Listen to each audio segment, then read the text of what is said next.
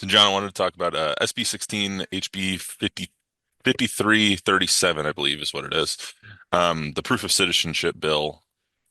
There was just a press conference about it over the last hour from a lot of stakeholder groups that are arguing that this will burden citizens right now and people who with disabilities or military members or family of military members disproportionately and elderly disproportionately.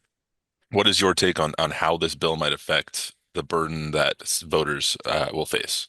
They're not wrong in terms of the burden. It will create a burden for people if they don't have a driver's license, if they don't have a passport.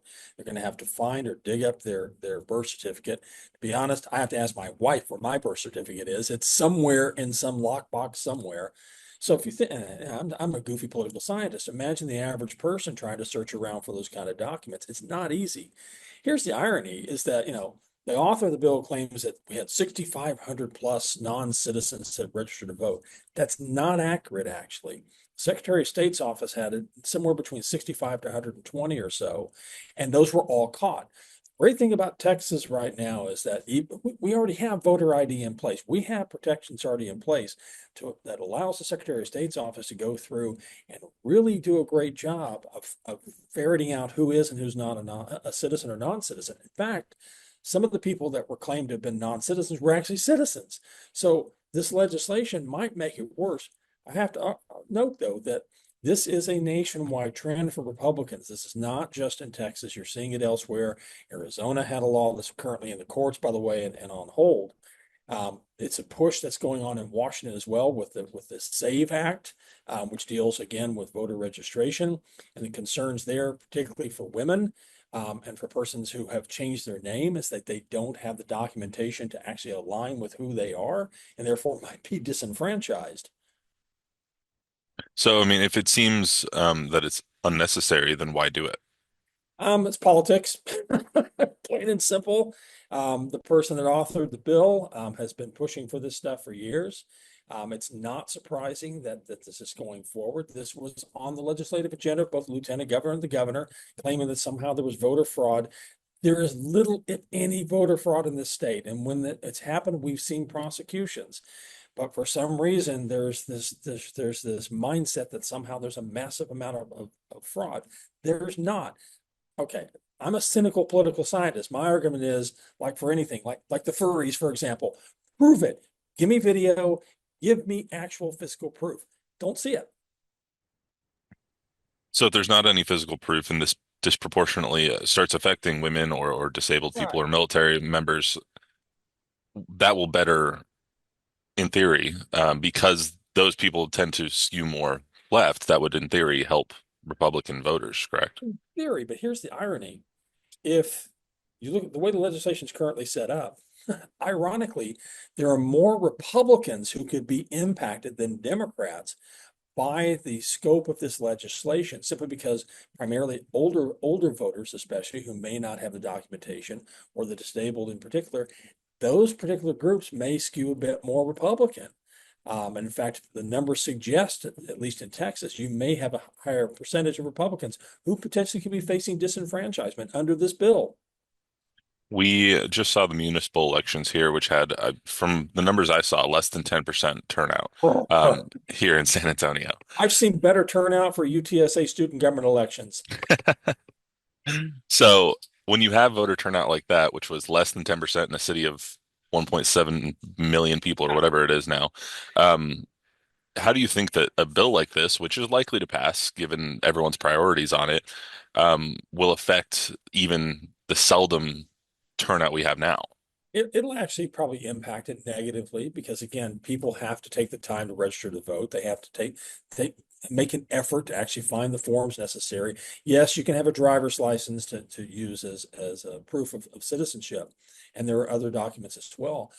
But those other documents, particularly people who don't have driver's license or state IDs, that is where the problem comes into play. And often those are disproportionately lower income or younger voters. So it sounds like this affects the older voters and the younger voters, and then people in between. Exactly. So In between are not going to be impacted as much now. For I should have asked you this at the beginning. Can you just explain to me what the bill does, why, and how it would change the process for people? It basically forces people primarily to find proof of citizenship, documented proof of citizenship for the purposes of being able to show up and vote. Now, here's the thing. You have to show up when you show up and vote. You have to have some sort of proof that shows you're actually eligible to vote. Now, in Texas already, in federal law as well, there are provisions to do provisional voting. As long as you're able to actually vote, you can go in and actually prove that you actually are on the rolls, you actually are, have the right to vote.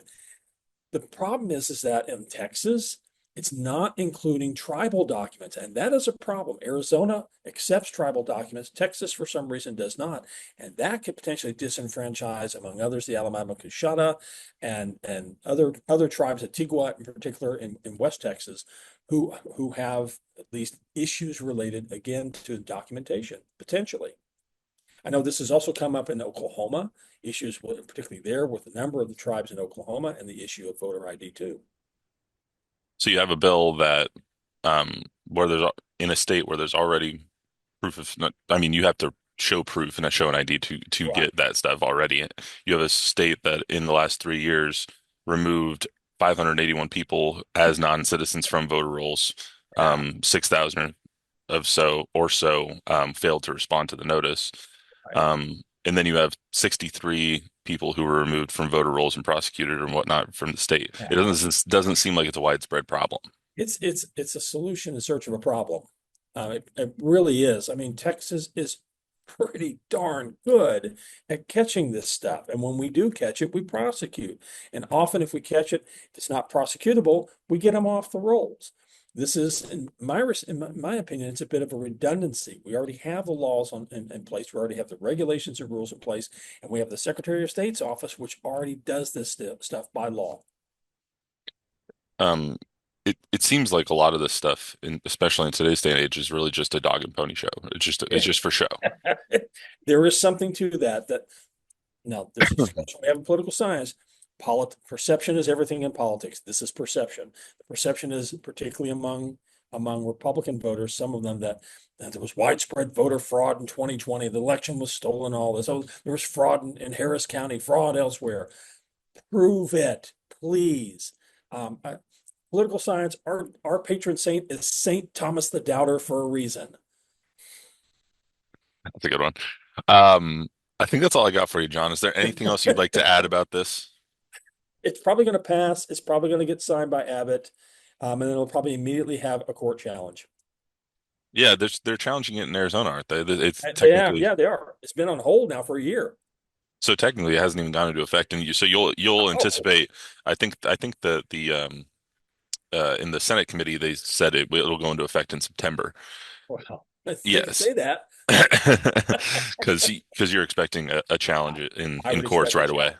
ACLU, I will almost guarantee will, and Democracy Docket's another one. I almost guarantee they'll sue. So unlikely to go into effect this year, probably. I would be surprised if it went into effect. Gotcha. All right, John, that's all I got for you. I appreciate All it. right, Thank you. Thank you sounds so good. much for the time.